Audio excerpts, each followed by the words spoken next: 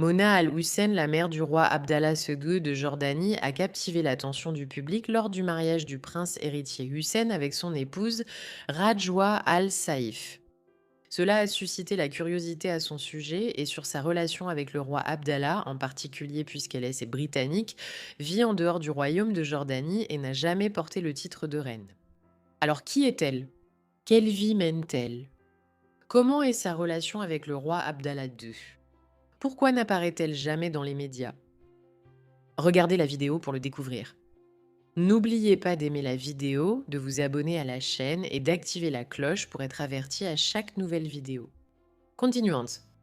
Antoinette Abel Gardner, connue sous le nom de Reine Mona Hussein, l'épouse du défunt roi jordanien Hussein Ben Talal, est née et a grandi dans une famille en militaire en Angleterre, en Grande-Bretagne, dans les années 1940. Elle est la fille de Walter Kearney, qui a servi comme officier dans l'armée britannique pendant le mandat britannique sur la Palestine dans les années 1930. Elle a étudié à la Bourne School à Kuala Lumpur, en Malaisie, une école qui accueillait les enfants du personnel militaire britannique stationné en dehors du Royaume-Uni. Elle a étudié les médias et les arts et s'est installée en Jordanie lorsque le retour de son père dans son pays natal a été empêché à la demande de l'ambassade britannique. Elle a rencontré le roi pour la première fois alors qu'elle préparait un film sur Laurence d'Arabie accompagnée de son père. À cette époque, Mona n'avait pas plus de 19 ans, tandis que le roi Hussein en avait 25. Il a permis à une partie de ses forces militaires de participer au tournage et a visité le lieu de tournage à plusieurs reprises. L'amour est né entre eux et elle s'était convertie à l'islam avant le mariage. Une autre histoire suggère qu'elle a rencontré le roi Hussein pour la première fois lors d'une fête organisée par son père. Quoi qu'il en soit, Mona est devenue citoyenne jordanienne et a pris le nom de Mona Hussein. 2 jours avant leur cérémonie de mariage, ils discutaient du futur rôle de Mona en tant que future reine au sein de la famille royale. Elle a dit au roi Hussein: Est-ce que ça te semblerait étrange si je te disais que je ne veux en fait pas porter le titre de reine? Le roi Hussein était heureux qu'elle veuille l'épouser, non pour le titre ou l'intérêt, mais pour lui-même. Il a accepté son souhait. Ce point a été tiré de la bouche du roi jordanien Abdallah II. Ils se sont mariés le 25 mai 1961 lors d'une cérémonie simple au palais Al-Zahra à Amman. Cependant, leur mariage n'a pas duré et ils ont divorcé le 21 décembre 1971 après plus de 10 ans de mariage. La princesse Mona Hussein a donné naissance à 4 enfants, 2 garçons et 2 filles. Son enfant aîné était le roi Abdallah II qui est né en 1962. Abdallah a grandi dans un environnement familial aimant et soutenant dès son plus jeune âge. La princesse Mona a joué un rôle fondamental dans sa vie. Elle était une mère aimante, attentive et soucieuse de l'éducation et du bien-être de ses enfants. Elle était dévouée à leur transmettre les valeurs traditionnelles jordaniennes et encourageait leur développement intellectuel et émotionnel. Au fil des années, la relation entre le roi Abdallah et sa mère, la princesse Mona, a dépassé le simple lien mère-fils et s'est transformée en une forte amitié et un lien profond. Le roi Abdallah respectait et estimait sa mère comme une figure inspirante et bienveillante.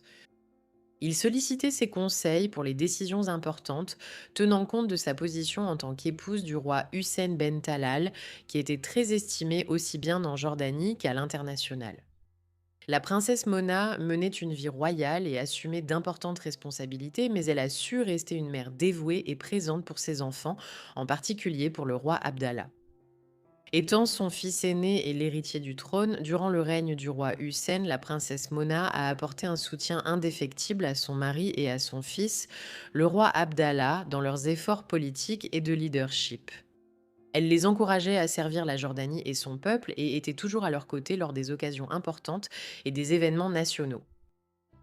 Lorsque le roi Hussein est décédé en 1999 et que le roi Abdallah II est monté sur le trône, la relation étroite entre lui et sa mère s'est poursuivie. Le roi Abdallah avait confiance dans les conseils et l'orientation de sa mère, la considérant comme une source d'inspiration et de soutien dans son parcours de leadership. À de nombreuses occasions publiques et privées, le roi Abdallah II et sa mère, la princesse Mona, pouvaient être vus échangeant des sourires et des étreintes, reflétant leur amour profond et leur lien étroit. En résumé, la relation entre le roi Abdallah II et sa mère, la princesse Mona Al-Hussein, illustre un amour familial fort et une connexion profonde. C'est une histoire qui met en valeur les valeurs familiales et la communication intime. En soulignant l'importance du soutien familial dans la réussite et le développement d'une personnalité de leader. La princesse Mona occupe le poste de présidente du Conseil jordanien des infirmières, créé par décret royal en 2002 sous le règne du roi Abdallah II.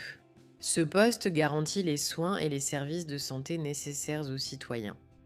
Ses engagements sociaux se sont intensifiés, surtout après l'accession de son fils au trône. Elle s'est impliquée dans diverses initiatives centrées sur les femmes, le bien-être des enfants et le bénévolat en Jordanie. De plus, elle jouit d'une grande popularité et est largement acceptée dans différents milieux, en partie grâce aux qualités qu'elle possède et qui sont associées aux épouses de monarques estimés. Elle assiste régulièrement à des séminaires et à des conférences scientifiques portant sur les questions de santé et les sujets liés au secteur infirmier. La princesse Mona a récemment inauguré un nouveau centre médical destiné spécifiquement aux réfugiés syriens, leur offrant divers services médicaux en hommage à leurs efforts et à leurs contributions.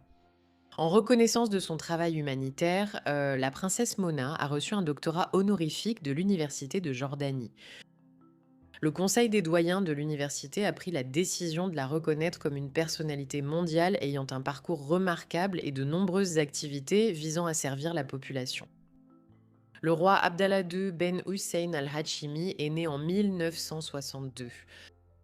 Il est le roi du royaume hachémite de Jordanie depuis 1999. Il a accédé au trône après la mort de son père, le roi Hussein Ben Talal, le 9 juin de la même année. Ce jour s'appelle la journée de l'inhumation royale. Il a assumé le titre de prince héritier à 2 reprises, d'abord depuis sa naissance jusqu'au 1er avril 1965, puis du 24 janvier 1999 jusqu'au 7 février de la même année. Il est né à Amman en tant que fils aîné du roi Hussein Ben Talal et de sa seconde épouse, la princesse Mouna Al-Hussein, qui est d'origine britannique. Il fut donc héritier du trône et prince héritier dès sa naissance. La constitution jordanienne stipulait que le roi Hussein transfère la fonction à son frère cadet, le prince Hassan Ben Talal, en 1965 en raison des circonstances entourant la Jordanie à cette époque. Le roi Abdallah a commencé sa scolarité à Amman et l'a terminée à l'étranger. Il convient de mentionner qu'il détient un master en relations internationales de l'université de Georgetown et qu'il a également étudié à l'université d'Oxford. En lien avec la princesse Mona et le roi Abdallah, la princesse Aïcha bint Hussein est née le 23 avril 1968. Elle est une princesse jordanienne, la sœur du roi Abdallah II et la sœur jumelle de la princesse Zine bint Hussein. La princesse Aïcha est membre de la famille hachémite en Jordanie. Son père est Feu, le roi Hussein Ben Talal de Jordanie, et sa mère est la princesse Mouna Al-Hussein. Elle a reçu son éducation en Jordanie jusqu'à l'âge de 8 ans, après quoi elle est partie aux États-Unis et y a poursuivi ses études pendant 10 ans. Elle a ensuite fréquenté l'Académie militaire royale de Sandhurst en Grande-Bretagne et est devenue la première femme du Moyen-Orient à intégrer cette académie. Et voilà. Si vous avez apprécié la vidéo et que vous en voulez d'autres du même genre, n'oubliez pas de laisser un pouce en l'air ci-dessous pour montrer votre appréciation. Et si ce n'est pas déjà fait, vous devriez vraiment vous abonner, abonnez-vous à ma chaîne et cliquez sur la cloche pour recevoir une notification à chaque fois que je publie une nouvelle vidéo chaque semaine. On se retrouve dans la prochaine vidéo.